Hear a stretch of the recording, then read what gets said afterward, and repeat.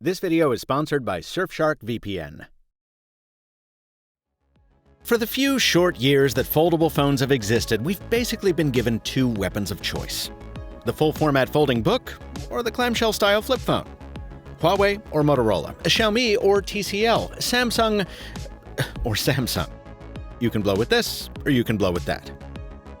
Well, it was only a matter of time before someone came along with the best of both worlds. A foldable that would deliver the utility of the tablet inside the compact footprint of the clamshell. I'm Michael Fisher, and this is the Oppo Find N.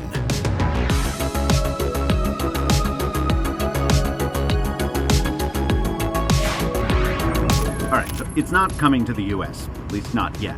And granted, it's not the most original foldable I've ever seen. But the Find N isn't just a Galaxy Fold knockoff. In fact, it tries to address several of the major issues many of you have called out about the foldable segment in general. That starts with the physicality of the thing. Probably the most common complaint I see in the comments about Samsung's Galaxy Fold 3 is that it's too narrow when closed, which makes typing tough. Well, when I first freed the Find N from its box, I couldn't help but laugh because of how directly it addressed that concern. God, it's almost funny.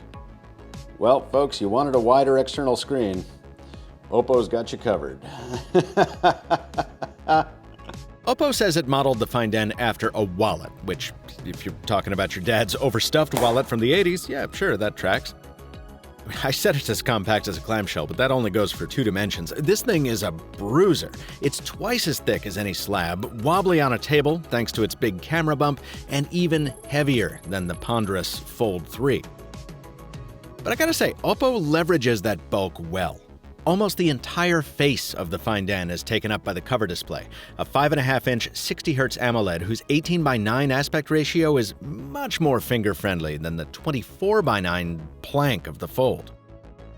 Most apps will also scale well to this panel, unless of course you're talking about Instagram, which long ago abandoned any pretense of caring about any phone that didn't come out of Cupertino. The point is, you've got your full-sized outer screen, folks. A screen covered in Gorilla Glass Victus, just like the backplate. So even if you drop it like a moron, and you then have to peel the ruined factory screen protector off, it's more likely to survive than the Gorilla Glass 5 on older folding phones like the Razr. As with all foldables, though, the real story is inside. And here, Oppo takes the path less traveled in 2 very important ways. First, the Find N's main display unfolds to a canvas that's 1,000 nits, 120 Hz, and landscape in orientation. Yeah, it's a horizontal tablet. Better for videos and side-by-side multitasking, which Oppo makes easier with a quick 2-finger gesture. It's also, until Amazon updates the Kindle app, the only e-reader besides the Surface Duo whose columns line up sensibly with the gutter. And that's the other difference here, the seam. The display material is ultra-thin glass with a PET top layer, just like on the Samsung foldables. In fact, the displays are made by Samsung. But the way it folds is more reminiscent of Motorola's approach. When you close the phone, the screen curls itself into a broad, fat teardrop inside the hinge. That means the crease is nowhere near as visible as it is on narrow radius devices like Samsung's, and there's less stress on the material, which might mean fewer spontaneous failures out in the wild. Now look, I'm sure the screen will get lumpier over time, as it tends to do on devices like this, but all things being equal, I think this is the better way to fold a screen. The rest of the hardware is very similar to stuff we've seen before. The semi-rigid hinge means you can prop the phone open like a laptop to type on, and you have a little more space to spread out than you do on the Fold. And the influencers among you can combine freestanding mode with the cover screen preview, so you can tell your photographer to take the day off. But as convenient as that tripod mode can be, when you look at the stills alongside something like the Galaxy Fold 3, you start to see some familiar foldable failings. Sadly, the Find N continues the practice of fitting foldables with forgettable cameras.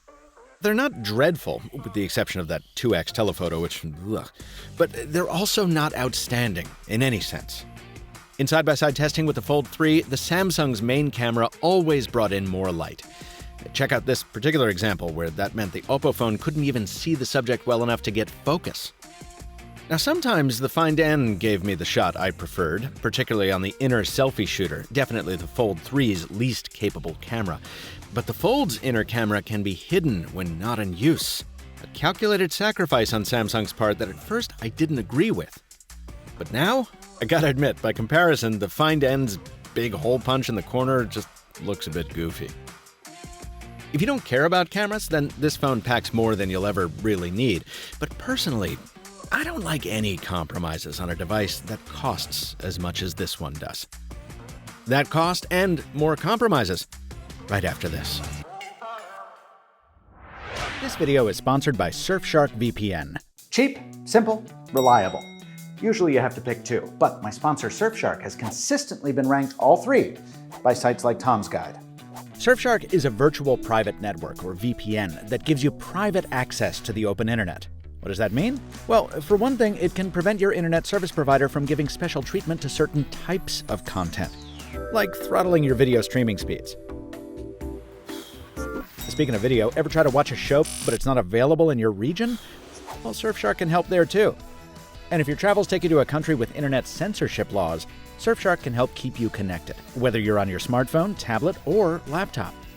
Get the VPN that eats other deals alive. Hit up Surfshark at the link below and pay as little as $2.49 a month when you sign up for 2 years using the code below. Thanks to Surfshark for sponsoring this video. Compromises still go hand in hand with foldables, and the Find N has some familiar ones. While Oppo says it can handle sweat and light drizzle, there's no official IP rating for water or dust resistance. Wireless charging is here, but because the phone is so compact, it doesn't work well on every Qi charger. Unless, of course, you happen to be pointing a camera at it, in which case it'll behave very well. Just trust me on that one. And as we've seen time and time again, Android apps really don't expect to be run in landscape mode. Google Calendar crunches itself into overlapping columns. Venmo and Google Weather force you to portrait, while apps like Instagram, yes, hello again, refuse to run in portrait, even if you want them to. It's something you can adapt to, and there's an option to force apps to run in specific aspect ratios, but it's still a mess. Walk without rhythm, and you won't attract the worm. The other troubles I had were mostly side effects of trying to use a phone not built for North America. We've been over all these a billion times. Aggressive power management, so I could never kill this battery in a single day, but also I never got my emails or telegrams on time, even when I specifically changed settings to let those apps run in the background. So frustrating. But like I say, I won't dwell on those issues because I'm confident they'd be corrected if the phone ever came to the US. Now, Oppo says it has no current plans to bring it our way, but its sister brand OnePlus has enjoyed a lot of success in the States. And I probably don't need to remind you that OnePlus frequently rebadges Oppo phone designs as its own. I mean, I'd love to see a device like this, running a lighter weight OS, whose compromises would be a bit easier to swallow if it kept its price of under $1,500 after conversion. Personally, my preference is still a fold for the weekdays and a flip for the weekends, but there's a lot to be said for blending the capability and convenience of each. I think Oppo has done just that with the Find N, and after years of frankly forgettable installments in the Find family, it's nice to see Oppo back on the bleeding edge again. And more importantly, call me a broken record, but I gotta say it again, in the foldable world, particularly in the United States, we need more competition more than anything else. This video was produced following 1 week with a Find N review sample provided by Oppo, but as always, the company was given no editorial input, copy approval rights, or early preview of this content.